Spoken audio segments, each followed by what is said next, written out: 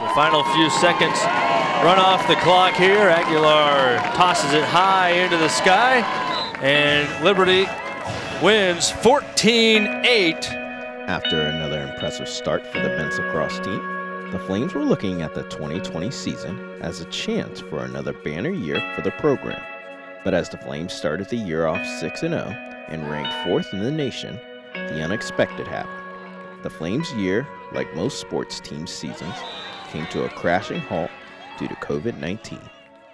We just beat Clemson, and we were really getting ready to play South Carolina. Everybody was really pumped for that, go down to Florida, and that was just over. And, you know, you kind of had to be okay with that, and it was just super weird, you know, and it's something that, like, you know, no one's really ever experienced before. I think that it was just crazy that we were just kind of practicing, and then all of a sudden we're done with practice, we have a team meeting, and our season's done.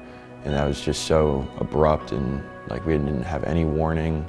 It was just kind of crazy to think that that could even be a possibility, or was reality, I guess, at that point. And they're not alone. I think you've got thousands of kids all over the place, whether it's high school athletes or college athletes or wherever it may be that experience the same thing. It's definitely a tough pill to swallow. It's still something, and I think for a long time will be something that we always look back to and have some remorse and some negative feelings regarding, but it's the kids that didn't get an opportunity to go out the way I'm sure that they wanted to, that it's toughest for. For Liberty, a lot of unknowns came into place as they were not sure how this could affect next season. But then, the MCLA did the unexpected. Due to COVID-19, the league granted all players an extra year of eligibility, which then led to the question, which players would come back? The recruiting process has been unique, to say the least, because you've got a lot of things to navigate and a lot of balls in the air. You've got guys potentially returning because of additional years of eligibility. You've got recruits that are coming in that are asking a lot of questions about, like, okay, well, are you guys planning on playing? Are you guaranteed a season? And you're also trying to recruit kids that haven't played a ton of lacrosse in the last couple of years, and getting film and information on recruits has been difficult. As soon as I figured out that I was coming back, I definitely had high hopes for this year, because then I started to hear from other guys that I've played with for the past 4 years that they were coming back. Honestly, it's just good to keep the family together, I guess, because I love playing with these guys. They really are like brothers, and you just get used to seeing them every day, so I'm really glad that all these guys decided to come back and play another year. When the Flames returned to campus in the fall, optimism began to rise as it seemed like a 2021 season could be possible, especially after the Flames and other MCLA programs competed in fall scrimmages, showcasing that lacrosse could not only be played, but played safely. Coming into the fall and actually being able to compete, I think, surprised a lot of the players as well as the coaches. I mean, and now that we have a couple scrimmages under our belt, everyone's feeling pretty optimistic about the season. The amount of work that we put in the fall, it was our expectation to absolutely have a season. And I know that's kind of silly to say, because you just never know, especially in times like these.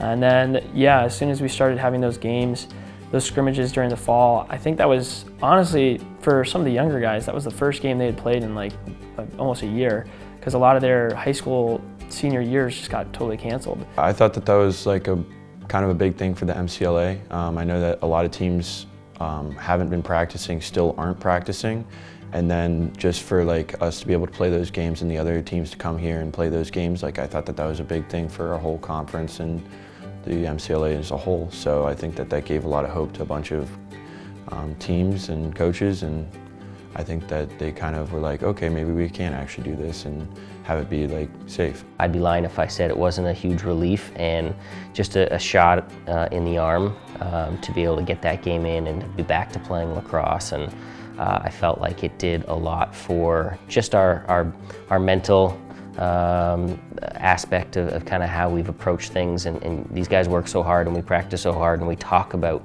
the expectations and we talk about the opportunities, and to finally just be out there playing lacrosse again after almost a year, I know was a relief for a lot of us.